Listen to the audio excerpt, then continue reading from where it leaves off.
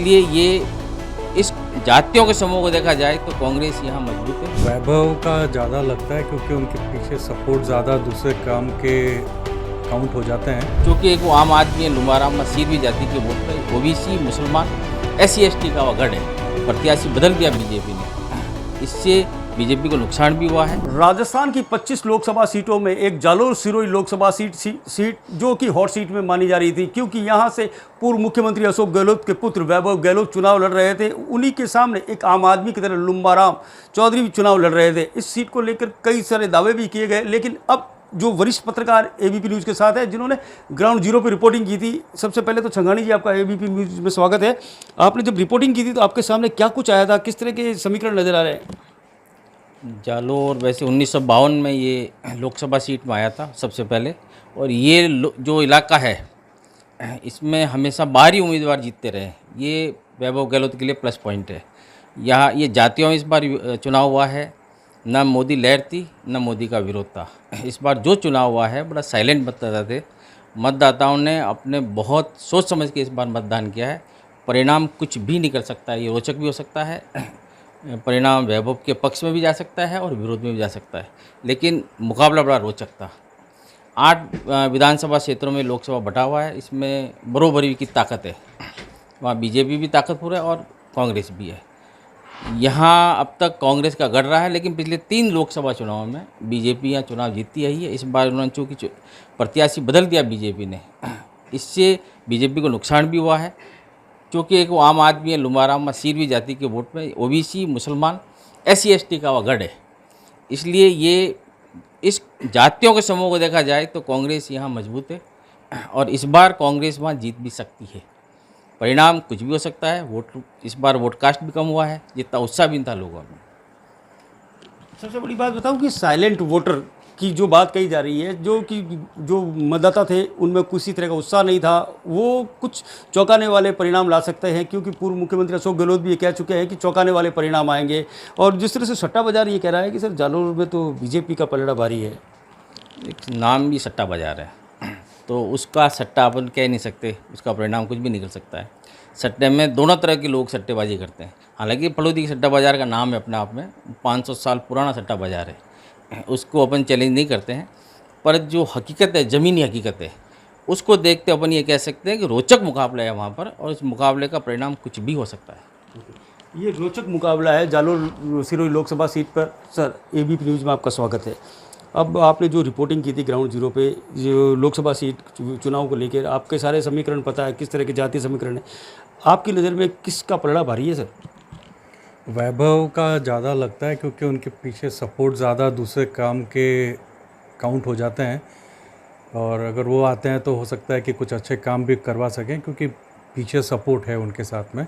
नए लोग, नए चेहरे आए तो वो वैसे भी थोड़ा सा।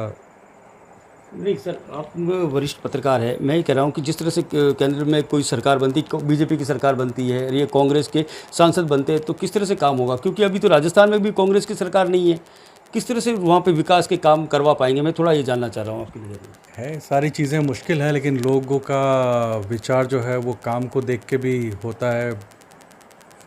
ठीक है, जिस तरह से वैभव गहलोत युवा है, युवा की जो बात की जा रही है, और साथ में वैभव गहलोत ने कहा था कि मैं जालोर में ही रहूंगा और जालोर के लिए विकास करूंगा, और जो ये विकास का जो नारा है लगातार चल रहा है, और वैभव गहलोत को वरिष्ठ पत्रकारों के हिसाब से उनको लगता है कि उनको फ़ायदा मिल सकता है। सर, आपका भी ABP न्यूज़ में स्वागत है। जालोर सिरोही लोकसभा सीट किस तरह से देख रहे हैं आप?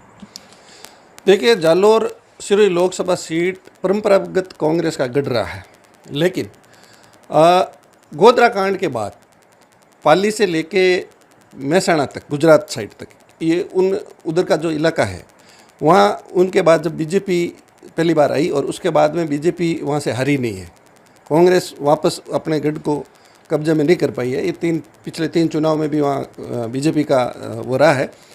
लेकिन इस बार चूँकि अशोक गहलोत के बेटे हैं, अशोक गहलोत ने जो अपने इस कार्यकाल में जो वर्क किए हैं, जो काम किए हैं, जो योजनाएं लागू की है, उनको लेके वहाँ काफ़ी कुछ लोगों में ने उनको सराहा भी है, अपनाया भी है।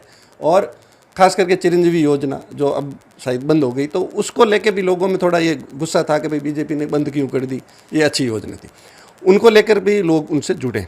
लेकिन चूंकि लोमाराम चौधरी जो हैं वो वहाँ ज़मीनी आदमी हैं। शुरुआत में जब गहलोत को वैभव को टिकट दिया तो वहाँ के स्थानीय जो कांग्रेसी उन्होंने विरोध भी किया, वो कह रहे थे भाई हमको बारी स्वीकार नहीं, लेकिन धीरे धीरे ये सारे पेचअप हो गए। इसके बाद जब चुनाव प्रचार शुरू हुआ उससे लेकर चुनाव प्रचार के आखिरी दिन तक ये समझने में थोड़ी दिक्कत आई कि भाई कौन भारी कौन हल्का, क्योंकि वहाँ दो बीनमाल और रानीवाड़ा कांग्रेस के जो एमएलए हैं, तो देवासी समाज जो है बड़ा समाज है वहाँ, पटेलों और कलबियों के बाद देवासी समाज बड़ा वोट फैक्टर है। अगर देवासी समाज कांग्रेस की तरफ वोटिंग करेगा तो मैं नहीं समझता हूँ कि उनको वैभव को जीत नहीं मिलेगी। लेकिन दूसरा ये है कि मोदी ब्रांड भी कुछ असर वहाँ था। लोग ये कह रहे थे कि भाई चलो लोकल स्थानीय इससे मान लो पिछला जो सांसद था उनका विरोध था, देवजी एम पटेल का विरोध था वो, लेकिन वो ये कह रहे थे कि पटेल से विरोध है लेकिन मोदी से नहीं, तो हम मोदी को वोट देंगे। ये जगह जगह पब्लिक का ये व्यूज़ आ रहा था। अब बाकी तो जो चुनाव तो रोचक था ही था, जालोर सिरोही में एक अलग ही टाइप का चुनाव था इस बार। बाकी तो जो 4 तारीख को जो भी परिणाम आएंगे, लेकिन आज की स्थिति में है कांटे की टक्कर। नहीं सर, अभी आपने बताया कांटे की टक्कर है, और राजस्थान में जो पूर्व की सरकार थी गहलोत सरकार, उसने बहुत काम किए थे, लेकिन जनता ने उसको नकार दिया और सरकार चली गई। इसको किस तरह से अब कैसे वोट मिलेगा? आप देखो, आप देखिए, जनता ने नकारे। अगर दूसरे दिन वापस इलेक्शन हो जाते तो मैं आपको दावे के साथ कह रहा हूँ कांग्रेस आ जाती। दूसरे ही दिन जनता को नकारने के पीछे कई वजह रही। कहीं बागी जो है उनको मनाया नहीं, कहीं टिकट वितरण में गड़बड़ रही, सचिन पायलट और अशोक जी का आपस में जो था, ये सारे फैक्टर उन्होंने वो विधानसभा चुनाव में किए, जबकि लोकसभा चुनाव में ऐसा कुछ नहीं था। लोकसभा चुनाव थोड़ा अलग हटके होता है। तो अब जनता खुद ही कह रही है कि भाई अशोक जी ने अच्छे काम किए, लेकिन जब लोकसभा चुनाव और उसके बाद देखो राम मंदिर का मामला जब उन्होंने ठुकरा दिया प्रस्ताव, तो लोगों में थोड़ा आक्रोश हुआ कांग्रेस के खिलाफ कि यार क्यों ऐसा क्यों। तो ये फैक्टर भी मतदाताओं के दिमाग में चलते रहे, ये चलते रहे। तो और नो डाउट जालोर सिरोही में भी जातीय फैक्टर हावी था, जाति बेस पे वोट मिले हैं, दिए गए हैं। तो बीजेपी और कांग्रेस में एक जालोर सिरोही ऐसी सीट है जहाँ बिल्कुल नेट टू नेट फाइट है। परिणाम तो जो भी आएंगे, लेकिन है कांटे की टक्कर। नहीं है कांटे की टक्कर। सर अब एक बार चाहनी से मैं आपसे ये बात करना चाह रहा हूँ, जैसे अभी आपने बताया कि वैभव गहलोत के लिए प्लस है क्योंकि वहाँ के जो समीकरण है, तो इस दौरान जो कई सारे जो चंद महीनों पहले ही गहलोत सरकार को नकारा था जनता ने, सब कुछ विकास काम करने के बाद, तो विकास के नाम पर चुनाव नहीं, नकारा नहीं। अगर आप चुनाव परिणाम देखोगे तो करीब 20-25 सीट ऐसी है जो 1000-1500 वोटों से बीजेपी जीत पाई थी।